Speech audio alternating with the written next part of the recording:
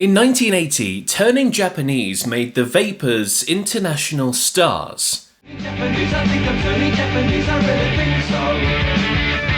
It was a top 10 hit in 5 countries, reached number 1 in Australia, and took them around the world playing shows. From their debut album, New Clear Days, which spent 6 weeks in the UK charts, the song was a really strong, promising start for the group. So what happened? Where did the Vapors go? The answer to that is, well, nowhere. The band didn't become a one-hit wonder by their own doing.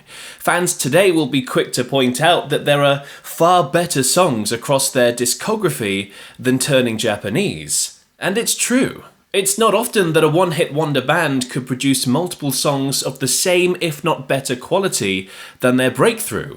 But the Vapors did. So, how did a band with this incredibly bright future and a rock-solid new wave breakthrough hit split up just 2 years after? It was all down to some incredibly bad luck and timing. Also, have you ever stopped to think about what the song Turning Japanese is actually about? I hadn't until recently, and, well, let's just say it's changed everything for me. More on that a bit later on. For now, buckle up, we're going to go through the full story of Turning Japanese by the Vapors, and how the success of that single could tragically never quite be replicated. And if you love classic rock history like me, make sure to subscribe and join our pack. So the story of the Vapors actually starts with Bruce Foxton. You'll probably recognise that name. He was the bassist in The Jam. Foxton spotted the Vapors playing a pub in London one day in the late 70s. Foxton decided they were rather good and soon became their joint manager with John Weller, the father of Paul Weller. Paul Weller, of course, from The Jam as well. Wait, hold on a minute. If Paul Weller is known as the Modfather, does that make John Weller the Modfather's father? That's a cool title. Anyway, soon, with the lineup solidified as David Fenton on lead vocals and rhythm guitar, Howard Smith on drums, Edward Bazalgette on lead guitar, and Steve Smith on bass, they were supporting The Jam on tour in 1979. From there, they signed to United Artists and released their debut single, Prisoners. I'm prisoner number 1, I won't get parole 'cause I carry a gun. I'm prisoner number 1.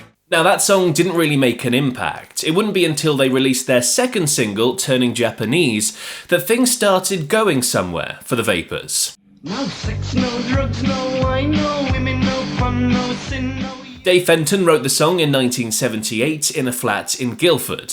I had most of the lyrics, the verses and the chorus, except for the actual lyrics for the chorus. I had the tune and all the other parts, but I just couldn't get it right. This went on for about 3 or 4 weeks, and I woke up one morning at 4 AM with Turning Japanese as a lyric. I thought, yeah, I can work with that. I mean, it's always a good sign when the song comes from a dream, right? I mean, so many classic songs are from dreams, aren't they? The Beatles, Yesterday, quite famously. Keith Richards apparently wrote the riff to Satisfaction in his sleep.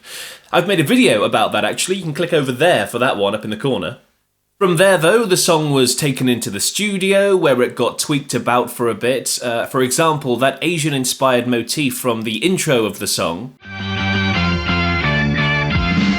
It wasn't initially anywhere else in the song until it was suggested that it gets repeated at the end of each chorus.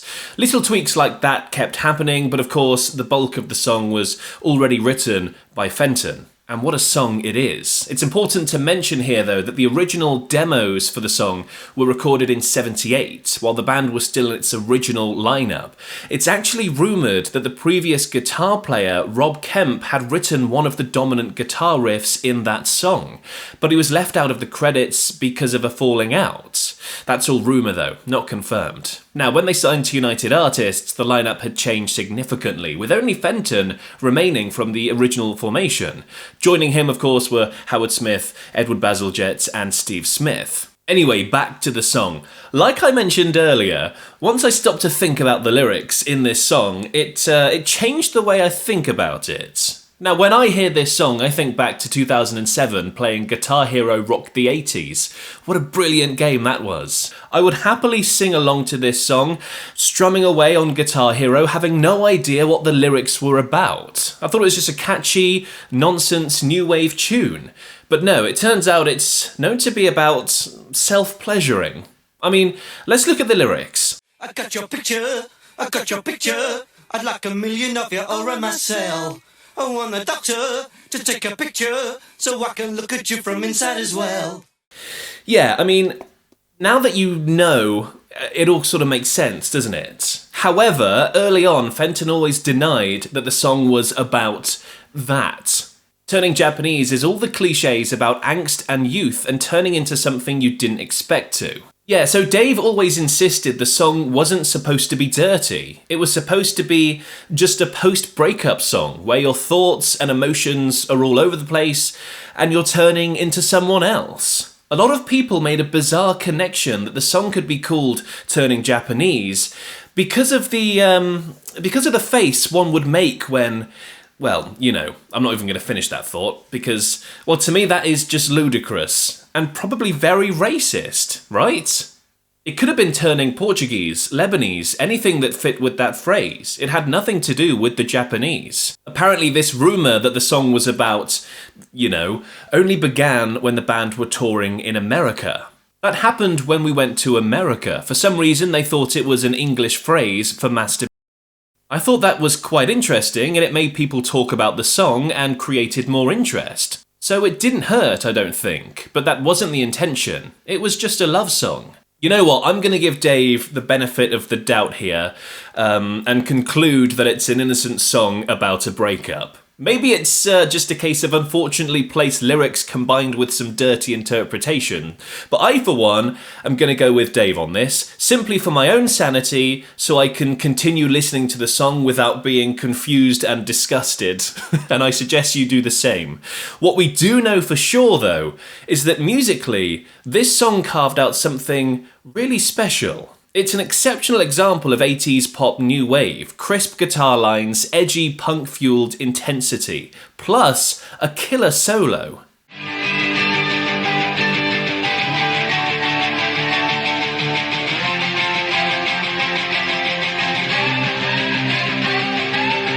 I didn't come up with the solo until a week or two after we'd been playing it together. It was a rock and roll solo to start with, but then I came up with the tune that ended up as the lead line guitar piece. Quite often you finish something and you think, at least that's finished, I can get it out of the way and move on. But with that one, we just kept trying to improve it. Now the song was produced by Vic Coppersmith Heaven, he was the producer for The Jam as well, and it was released under United Artists Records in January 1980, and it rocketed up the charts in several countries, turning the Vapors into a semi-household name.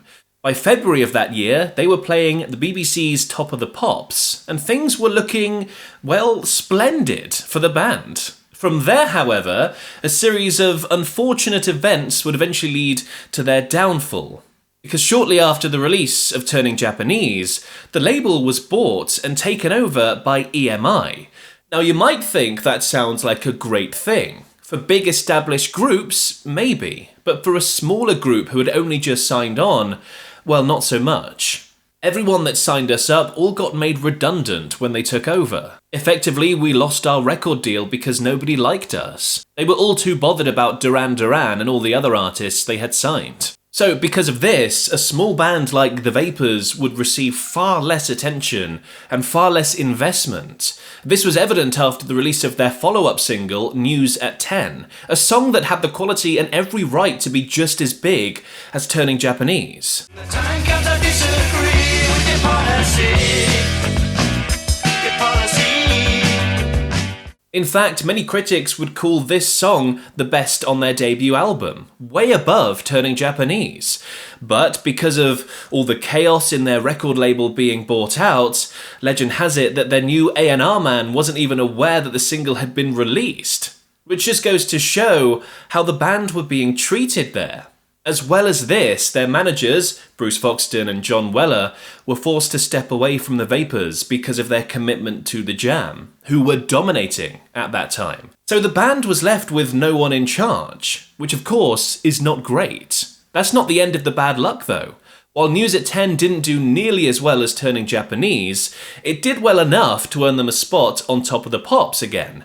However, when the follow-up to Turning Japanese came out, News at 10, there was a strike at the BBC, and Top of the Pops didn't happen because they were all on strike. So the follow-up never happened as far as most of the population were concerned. We didn't get back on Top of the Pops until about a year later. And the bad luck doesn't stop there either. In 1981, Dave Fenton was struck by lightning twice. No, I made that bit up, but it does go to show how timing and luck is everything in the music industry. And sadly for the Vapors, they never quite recovered from those setbacks. They split in 1982 after just 2 albums and 5 singles.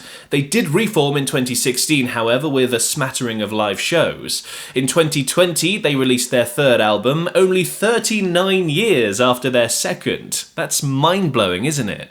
And this year, in 2025, they released their 4th. We were in a strange situation where we didn't realise we had many fans back in 1978. Then, 40 years later, we seem to have more now than we did then. Because people have grown up, they've played us to their kids, and their kids come along to our gigs as well. It's amazing. If we weren't getting audiences, then we wouldn't be playing live. And while they come, we'll keep playing for as long as we can. This, of course, isn't the only time an artist was screwed over by a record label. Far from it. Similar thing happened to David Bowie. In fact, he had an entire album shelved because of record label troubles. I've made a whole video on that, you can click over there to watch it next.